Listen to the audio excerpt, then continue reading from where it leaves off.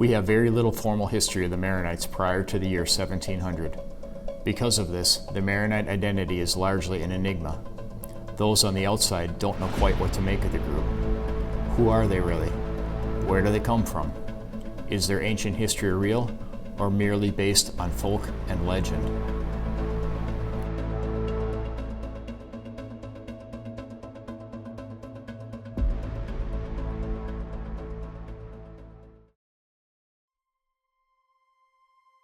The main sources of scholarship about early Maronite history include just a handful of historians and a letter from St. John Chrysostom, the contents of which scholars debate, uncertain whether it even tells us anything real about the Maronites. Because of this historical vacuum, some scholars question certain points of Maronite history.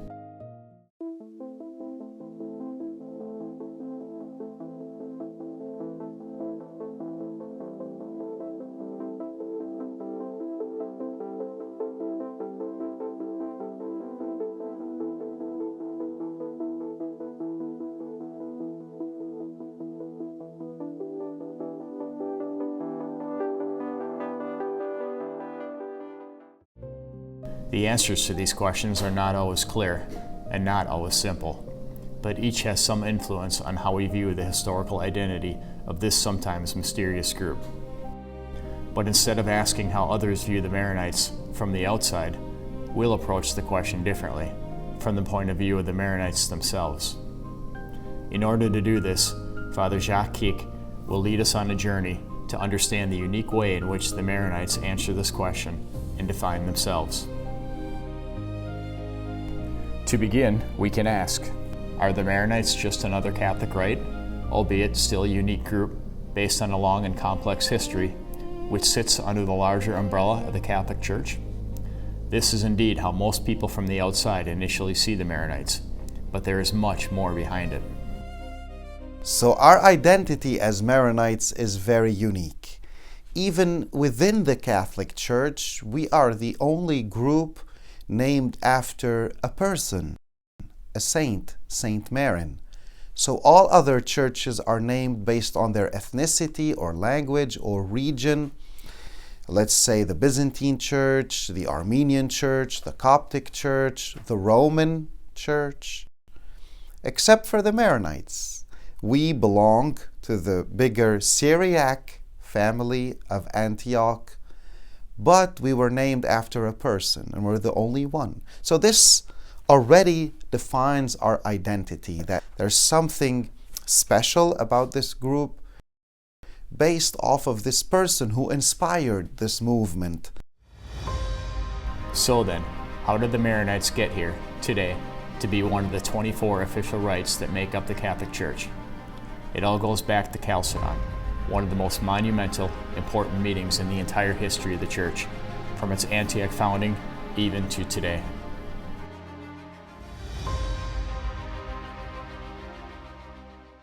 In the middle of the 5th century, Marcion, Roman Emperor of the East, sought to halt the spread of monophysitism, a widespread argument during that time that Christ had only one nature, which they speculated to be either divine or a fusion of divine and human.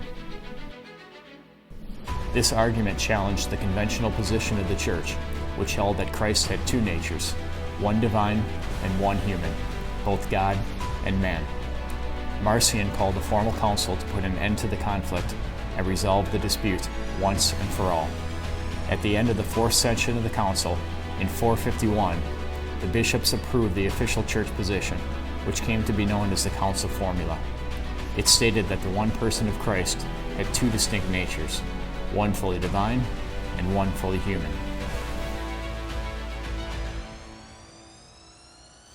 Following the Council of Chalcedon, the church split into two groups, the Chalcedonians, which included the Maronites, Romans, and Byzantines, and the Anti-Chalcedonians, which became the Oriental Orthodox churches, the Coptic, Syrian, Armenian, Ethiopian, Eritrean, and Malankara. As part of this, the Syriac church split into two branches, the Melkites, who were pro-Chalcedonian, and this included the Maronites, and the Jacobites, who were anti-Chalcedonian, and were also known as the Monophysites. These different pro-Chalcedonian groups eventually became the 24 rites that now make up the Catholic Church. While the Maronites stood firmly aligned with Rome, their loyalty would be tested in the coming century, when the Maronites would flee their Syrian native soil and move into even more extreme physical isolation from the rest of the Church. In 685, St. John Maron, also known as St. John the Ceramite, was elected Patriarch of Antioch and all the East. Pope St. Sergius confirmed John's appointment, cementing his legacy as the first Maronite Patriarch of Antioch. But the celebration didn't last long.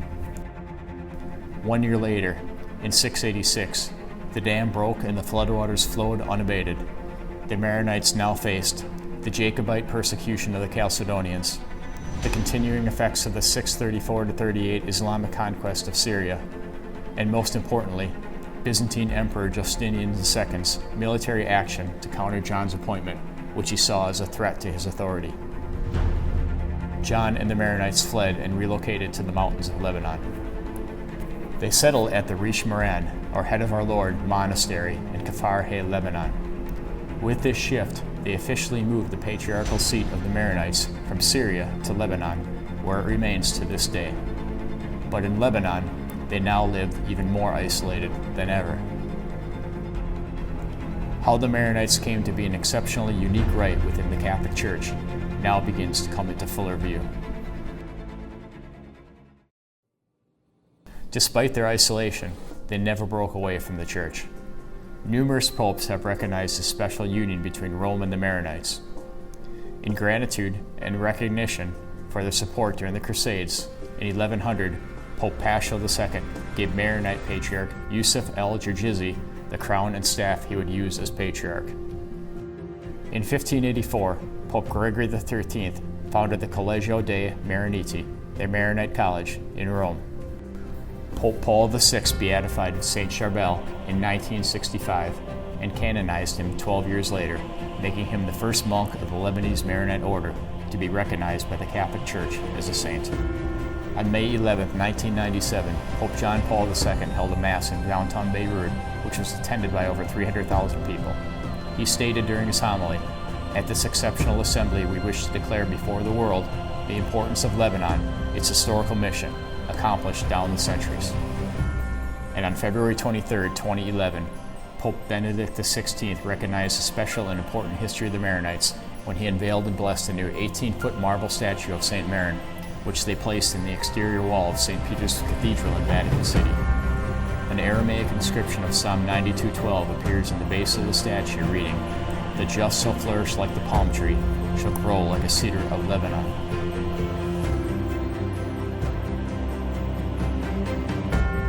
But the Maronite identity is so much more than just their history as a Catholic rite.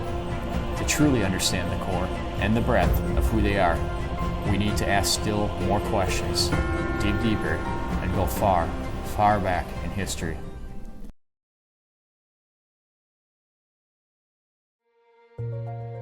So then, who are the Maronites, really? To answer this question, we can start in ancient times, at their very origins, near the very beginnings of history and time. A recent genetic study from an international group of scientists at the University of Cambridge found that present-day Lebanese descended from biblical Canaanites. Researchers analyzed DNA extracted from 4,000-year-old human remains, leading them to conclude that over 90% of present-day Lebanese are direct descendants of the ancient Canaanites. But the Maronites see themselves very differently. Between the Christians and non-Christians of the Middle East, we basically share a lot of the same ethnicity. We're Canaanites or Phoenicians, and we came from the same origins. But our religious identities help divide us, let's say, or separate us into these different faith-based communities. So although we might share the same DNA, we don't view it that way. Language as an integral part of identity is particularly important for Maronites, as they are one of the last remaining groups of the world who still speak and preserve Aramaic, what most scholars believe was the everyday language of Christ and of the general population in the land of Israel during the Second Temple period, roughly 538 BC, at the Edict of Cyrus, to 70 AD, at the destruction of the Temple during the Roman siege of Jerusalem. While some small pockets of Aramaic speakers still exist in places like Syria, Israel, Iran, Iraq, and Lebanon, Maronites use the Aramaic dialect Syriac every day around the world as part of their liturgy. Because of this, Maronites have a special place in the world as caretakers of this ancient tongue that forms so deep a piece of their identity and of our world heritage and history. So wherever the apostles went and founded churches, they adopted the local language and the local culture. So when they first headed up north from the Holy Land towards Lebanon, Syria, and Turkey, Syriac, which was what Aramaic had become, was the language. And so our faith adopted that language and that culture. And so in our Mass, we have preserved several parts of the celebration in Syriac.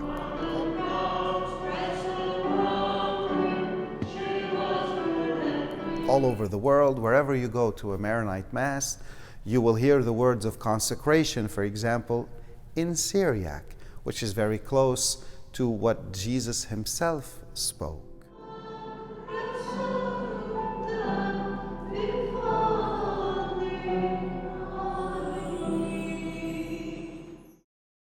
An important question across generations of Maronite immigrants is whether, and to what extent, they are still defined by their language.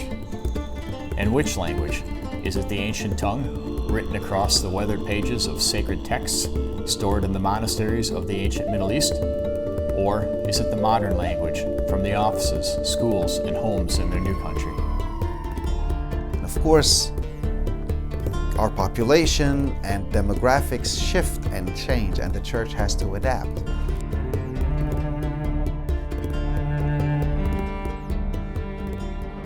Ultimately, ethnicity and language still do not complete the picture and fully explain to us who the Maronites are. If it's more than just a Catholic rite, and it's not just ethnicity or ancient DNA or language, what is it? Who are they? Are the Maronites actually a nation or a tribe tied to a specific land in the ancient Middle East? While the Maronite people's ancestral roots are in the Middle East, a complex series of events and circumstances, especially over recent centuries, has pushed the people to seek new places to live. These geographic displacements and movements continue to influence an ever-evolving identity of the Maronites, and particularly how they view themselves and each other in their homeland and abroad. This nomadic facet of their existence underscores the concept of Maronite identity as fundamentally spiritual rather than something based on ethnicity, nationality, or geography.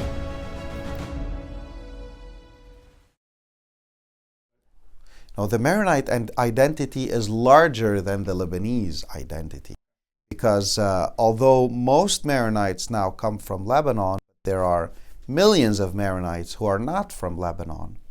Lebanon became a haven for Maronites for so many centuries, so the two identities sort of mixed, and the Maronites helped shape and form the state of Lebanon after the end of the First World War, and govern Lebanon and make Lebanon a great nation. But the Maronite identity surpasses that because it's a spiritual identity as well. It's about all those values and spiritual heritage that comes from the monastery being rooted in the faith despite persecution and planted anywhere. There are many American-born Maronites or Maronites who are from South America or all over the world who bring their ethnic and cultural richness to the faith, to the Maronite faith, and couple them together. And the Maronite church is very encompassing and welcoming to people from all backgrounds, all ethnicities, all cultures. We have our way of worship and everybody's welcome to join. The way the Maronite church was persecuted throughout history and secluded itself in the mountains, steep mountains and valleys of Lebanon, and isolated themselves, also helped form that very deep religious identity that when you identify as a Maronite and as a Christian from the Middle East in general, you identify first as, what is my faith? I'm a Christian. That's who I identify as. You think of your religious identity as a supra-identity that supersedes your ethnicity or language or even the country you belong to. Our religious identity supersedes all other identities. Because of all the persecutions that Christians went through in the Middle East, also the fact that all their neighbors had very deep and strong religious identities also forced the Christians in the Middle East to sort of fortify themselves and surround themselves and protect themselves with their own religious identities as well. So even if we solely focus on this benchmark of geography and nationality, we see that it's challenging to place the Maronites in a box. And even based on this barometer, it's just not the way the Maronites view themselves. The answer to our question, who are the Maronites, remains elusive. If it's in the Middle East, as much as anywhere on the planet, it involves politics in some way, shape, or form. And politics has indeed made its mark on the Maronite people in a very significant way. In spite of this, the Maronites have largely resisted political lines and magisterial definitions in terms of how they see themselves and their neighbors. So, coming from the Middle East, a person would identify with their brother in the religion of another country more than they would identify with a fellow citizen of their own country but of another faith. So a Christian in Lebanon or a Muslim, let's say in Syria, would identify with a Muslim in Libya and would consider them closer to them. Of course, this is a general assumption and it does not apply to everyone, but in general, there's this feeling of sympathy towards brothers of religion, and that overpowers the feeling of belonging to a small nation, keeping in mind that political entities in the Middle East are of recent formation. So perhaps 100 years ago, after the fall of the Ottoman Empire and British and French mandates in the Middle East, they formed these countries, country nations. Their tribal belonging and mostly religious affiliations still remained the most prominent. It's even written on your ID, not only your religion, but also your denomination. In elections, let's say for example in Lebanon, the parliament is split 50% Muslim, 50% Christian. So is the government. So is the army, and all government, high government positions are distributed among religions. And so before considering whether you're competent or not for this position, you have to be of the right denomination. This is how our identities were shaped over all these centuries. And we look at ourselves as groups of religion. So we belong to a community, but it's a faith-based community. Those identities are deeply rooted.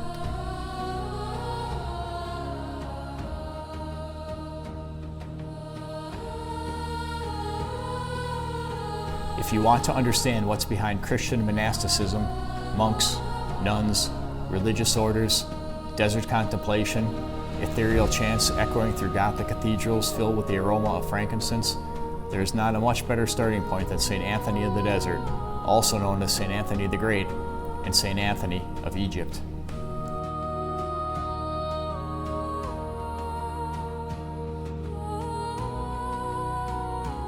St. Anthony is celebrated throughout the global church as the father of monasticism. He lived in the 3rd and 4th centuries. Anthony came from a wealthy family, but following the death of his parents, at around 20 years old, he experienced a deep stirring in his spirit as he encountered Christ's words in the gospel account of the rich man. When the man asked Christ what he needed yet to do to obtain eternal life, beyond obeying the commandments, Jesus told him, "You need to do one further thing. Go and sell what you own and give to the poor, and you will have treasure in heaven. Then come, follow me."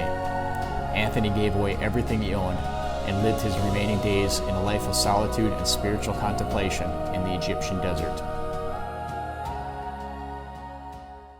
So this is our monastic habit. Of course, the most essential part is the monastic hood, which according to our traditions and the life of Saint Anthony, Christ himself gave it to Saint Anthony of the desert as a sign of complete detachment from the world. It's, in a sense, our shroud, because we are dead to the world and living for Christ. So this is our total shroud. And this emblem here is the emblem of my religious order, the Antonine Maronite order, named after Saint Anthony of the desert. So this order was founded in 1700, and this tau in Greek means cross. It was one of the earliest symbols of Christianity, and it also represents the cane. It's in the shape of a cane upon which Saint Anthony would lean to stay up for hours of prayers, and he would hang a bell from it, so whenever he fell asleep, the bell would ring. So this is the cane of Saint Anthony, but also the cross. St. Anthony's life served as the archetype for the monastics who would follow him, including the Maronites. His example of contemplative, ascetic spirituality significantly shaped the identity of the Maronites as a unique group within the Catholic Church, still to this day. While St. Anthony blazed the original path for Christian monastics, it was St. Maron who would set the model for which the Maronite rite would be named. The patron saint for who the Maronites were named is St. Maron, also known as St. Maron the Anchorite and St. Maron of Syr. Maron was a 4th and 5th century ascetic hermit. He spent much of his life living in the open air on a Syrian mountain. Because of this particular way of life, Maron is known as an anchorite. Many scholars assert that he was actually the pioneer of this way of life. But his relationship with the community is what ended up defining what would eventually become the Maronite order and their way of life.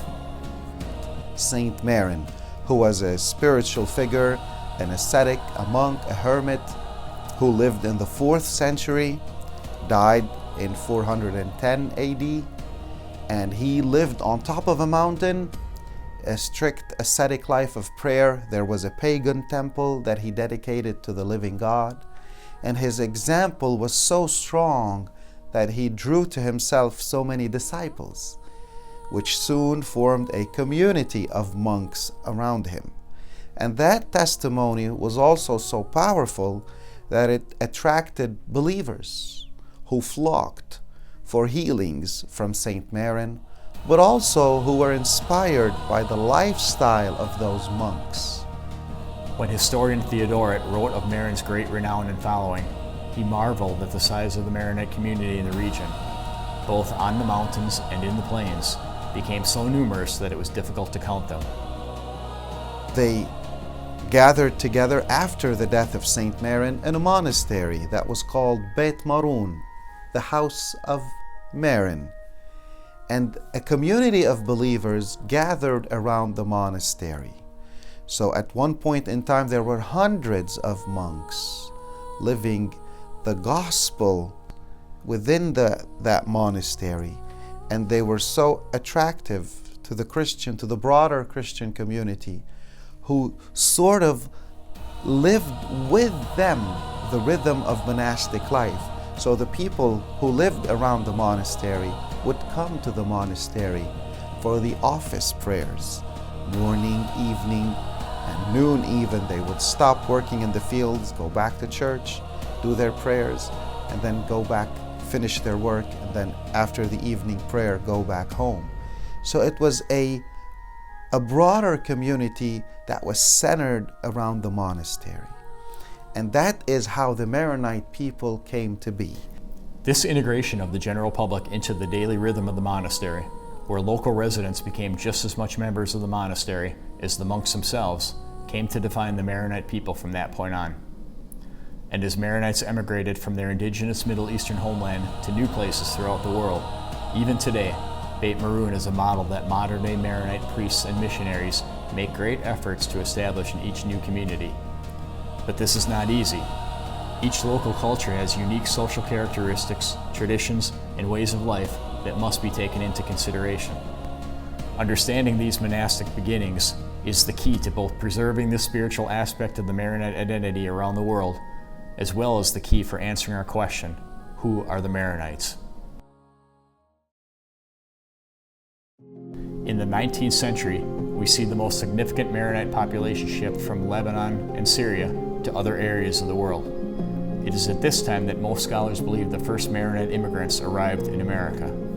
From the late 19th century onward, many more Maronites left Lebanon, settling in the United States and around the world.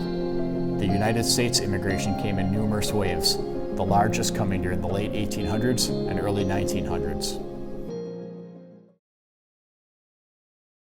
When Maronites settle overseas, their identity becomes further tested. Who are they now? Are they the same people they were in their homeland? Are they no longer Maronite, no longer Middle Eastern, but instead citizens of their new countries? Or are they Maronites living as strangers abroad, fighting every day not to lose who they are, and yearning for the day they can return to their homeland and to their true selves?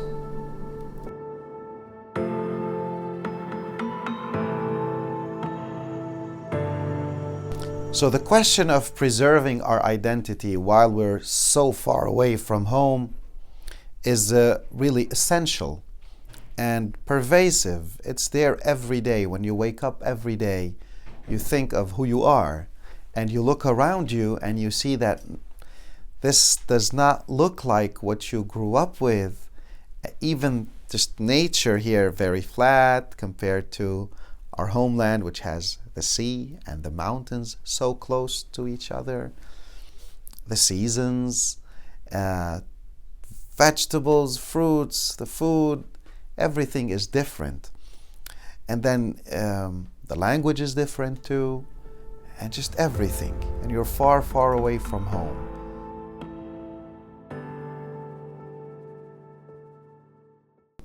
On the streets of American cities, filled with the hopes and dreams of millions like them, Middle Eastern Maronites encounter challenges they never expected, idiosyncrasies of human interaction unique to American culture. They come face to face with an American concept of identity, which is very, very different than how they see themselves and each other.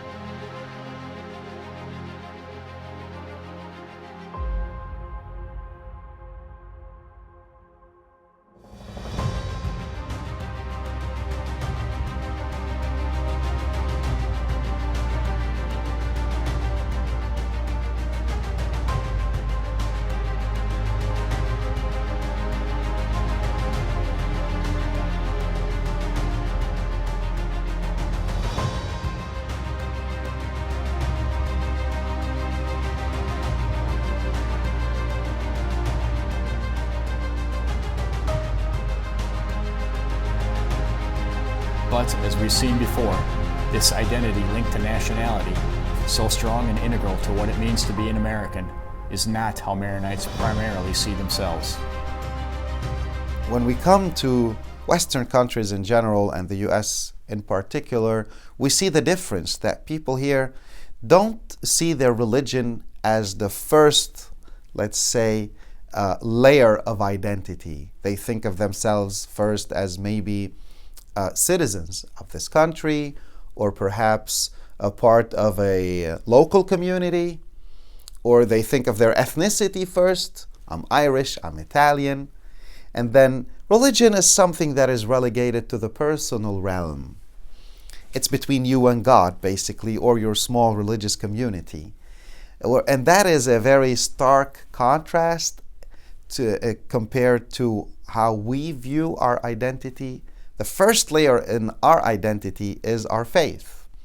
So when I look at somebody, automatically I'm thinking, what's their faith? Before I think, are they of Irish or German descent? I'm thinking, are they Christian or not? And so that's very striking in how we view ourselves. And we only discover this when we are faced with this alternity, the other that does not share these same views of their person and identity. The ancient pitter-patter of shuffling feet walking through the rugged mountains, the midnight chants and prayers in the sacred monastery of Beit Maroon, and the incense rising from the golden thuribles of the original monks who first followed St. Maron, now reverberate in American Maronite churches, so many centuries removed from the unassuming beginnings of the community in the remote mountains of ancient Syria and Lebanon. Father Jacques, along with Maronite missionaries all over the United States, is building a bridge from the 5th century to today and establishing a spiritual community here for the Maronite diaspora. The doors to the churches are open as they build communities and educate the public about the history and importance of this unique group within the Catholic Church. Modern Americans who find themselves lost in the banality of everyday work and life, caught up in an ever-repeating cycle of busyness and bustle, can find peace here, in the monastery, in the church.